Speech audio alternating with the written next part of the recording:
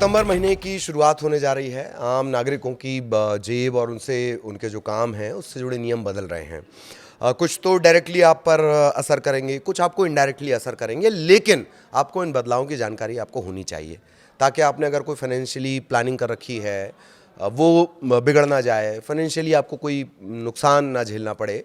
और यही वजह है कि इन सारे जो बदलाव हैं वो बहुत ज़रूरी हैं। 6 से 7 बदलाव हैं और ये सभी आप पर सीधा असर डालेंगे। तो फटाफट उनके बारे में जान लेते हैं। 1 सितंबर से जेब पर असर करने वाले क्या क्या बदलाव होने वाले हैं। इसमें जीएसटी में बदलाव है, यूपीएस की जो डेडलाइन है वो सितंबर में ख़त्म हो जाएगी। डाक विभाग को लेकर भी एक बड़ा अपडेट आया है। चांदी की खरीदारी, अब सोना कितना सोना है उसके बाद चांदी बच जाती है, तो चांदी की खरीदारी में भी एक नया नियम लागू होना जा रहा है, वो आपको पता होना चाहिए। आईटीआर, इनकम टैक्स रिटर्न, ये फाइल करने की जो आखिरी तारीख है वो भी इसी महीने में होने वाली है। और ये हो सकता है कि एलपीजी गैस सिलेंडर की कीमतों में बदलाव हो जाए। ना सिर्फ एलपीजी बल्कि और भी जो ईंधन है, फ्यूल है, उनमें बदलाव हो सकता है हर महीने की तरह। तो खैर सिलसिलेवार हम आपको विस्तार से बता देते हैं। नमस्कार, आपके साथ में ललित प्रजापति। क्या कुछ होने वाला है 1 सितंबर से, बहुत ध्यान से आपको सुनना है। जीएसटी में बदलाव, प्रधानमंत्री मोदी ने ऐलान किया था कि जल्द ही जो जीएसटी में नए रिफॉर्म्स होने वाले हैं और साथ ही सरकार अब केवल 2 स्लैब रखने जा रही है, 5% और 12% का स्लैब रखने जा रही है। इसी बीच 3 और 4 सितंबर 2025 को जीएसटी काउंसिल की बैठक भी होने जा रही है। कहा यह जा रहा है कि इस बैठक में जीएसटी स्लैब को लेकर बड़ा फैसला हो सकता है। इससे पहले मंत्री समूह ने इस पर चर्चा कर ली है। अभी 4 स्लैब हैं, 4 स्लैब के बाद फिर तमाम तरह की दिक्कतें हैं। तो अब अगर ये 2 स्लैब हो जाएंगे तो सीधा असर आपके ऊपर पड़ेगा और महंगाई इससे कम होगी। मतलब जो चीज़ अभी तक 28% के स्लैब में आ रही थी, जब 2 हो जाएंगे तो स्लैब अपने आप डाउन हो जाएगा, उसका सीधा असर आपकी जेब पर पड़ेगा।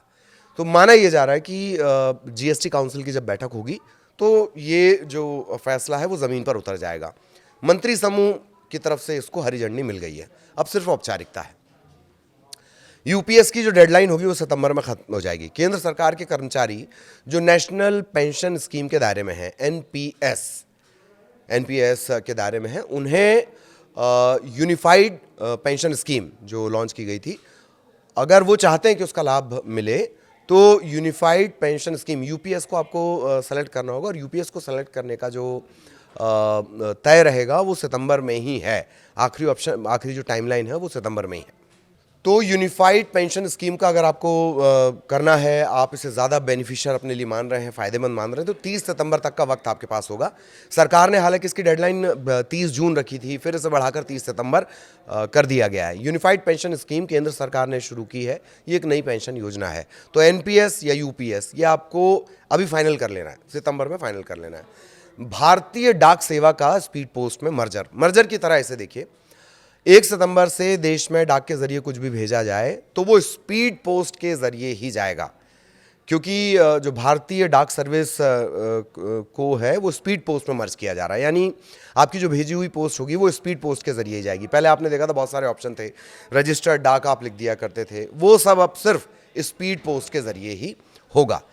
तो ये एक बड़ा महत्वपूर्ण है। हाँ, चांदी की खरीदारी में 1 तारीख से नया नियम आ रहा है। क्या आ रहा है? 1 सितंबर से चांदी पर हॉलमार्किंग लागू हो सकती है। इसका मतलब यह है कि ग्राहक आसानी से चांदी की शुद्धता और गुणवत्ता इसको पहचान सकेगा। चांदी में निवेश करना, गहनों की खरीद, अब इसमें और ज़्यादा ट्रांसपेरेंसी हो जाएगी। अभी तक क्या था? अभी तक ये था कि जो सुनार बोलेगा, जो वहाँ पर बैठा हुआ जो दुकानदार बोलेगा, आप उसी पर भरोसा कर रहे थे। उनने कह दिया साहब ये 24 कैरेट है या ये चांदी इस लेवल की क्वालिटी है, आपको वही मानना पड़ रहा था। अब हॉलमार्क के ज़रिए चलेगा। चांदी बाज़ार को भरोसेमंद ये बनाएगा और इसका असर दाम पर भी पड़ सकता है हॉलमार्किंग की शुरुआत का। एक और चीज़, बड़ा तबका सीधे लोगों से नहीं जुड़ा, लेकिन बड़ा तबका ऐसा है जो आईटीआर भरता है, इनकम टैक्स फाइल करता है, इनकम टैक्स रिटर्न फाइल करता है। तो 15 सितंबर इसकी आखिरी तारीख है। 15 तारीख से पहले आपको ये कर ही देना है। अगर आपने अब तक रिटर्न फाइल नहीं किया तो तुरंत इसको कर दीजिए, नहीं तो बाद में पेनल्टी का सामना करना पड़ सकता है। पहले ही जो टैक्स डिपार्टमेंट है, आईटीआर डिपार्टमेंट है, वो 31 जुलाई से इसकी समय सीमा ऑलरेडी बढ़ा चुका है और अब वो कितनी हो गई है? 15 सितंबर। तो माना यह जा रहा है कि 15 सितंबर से आगे तो बहुत सी नहीं बढ़ेगी, इसीलिए 15 सितंबर से पहले आईटीआर फाइल कर देना है। इसके अलावा एलपीजी गैस सिलेंडर की कीमतों में बदलाव। पिछले कुछ महीनों में देखा जा रहा है कि लगातार गैस सिलेंडर की कीमतों में बदलाव हो रहे हैं। पिछले महीने कमर्शियल एलपीजी सिलेंडर की कीमत 33 रुपये 50 पैसे कम हो गई थी। ऐसे में अब उम्मीद ये की जा रही है कि घरेलू गैस सिलेंडर की कीमत में कुछ राहत मिल सकती है ग्राहकों को, मतलब राहत मिल सकती है, थोड़े दाम कम हो सकते हैं। तो इसके लिए इंतज़ार करना होगा, ये भी सितंबर से लागू होगा। अगर आप एसबीआई का क्रेडिट कार्ड इस्तेमाल करते हैं, जो कि सबसे बड़ा पब्लिक सेक्टर का वो बैंक है, तो एसबीआई क्रेडिट कार्ड पर भी नियम बदलने जा रहे हैं। स्टेट बैंक ऑफ इंडिया ने अपने क्रेडिट कार्ड ग्राहकों को थोड़ा झटका दे दिया है। दरअसल lifestyle home centre SBI card पर अब जो रिवॉर्ड सिस्टम है वो खत्म कर दिया गया है। साथ ही कार्ड से पेमेंट करने पर चार्ज बढ़ाने की भी तैयारी हो रही है। एसबीआई जो रिवॉर्ड दिया करता था वो बंद हो गए और माना यह जा रहा है कि चार्जेस बढ़ सकते हैं, वो भी सितंबर में लागू हो सकता है। एसबीआई क्रेडिट कार्ड के चार्ज बढ़ा सकता है। ये वो तमाम बदलाव हैं जो होने जा रहे हैं, सितंबर से होने जा रहे हैं। आपकी क्या प्लानिंग है, क्या फाइनेंशियल प्लानिंग है, जिस पर ये सीधा असर डालेंगे, ये तमाम बड़े अपडेट हमने आपको बता दिए। जीएसटी इसमें सबसे ज़्यादा है। जीएसटी का खैर इंतज़ार भी किया जा रहा है, क्योंकि प्रधानमंत्री ने ऐलान किया, मंत्री समूह ने परमिट कर दिया। अब सिर्फ जीएसटी काउंसिल की बैठक में इस पर अंतिम मुहर लगना बाकी है। तो ये तमाम वो बदलाव हैं जो आप पर सीधा असर डालेंगे। इनसे जुड़ा कोई अपडेट होगा वो भी आप तक पहुँचाएंगे। नमस्कार।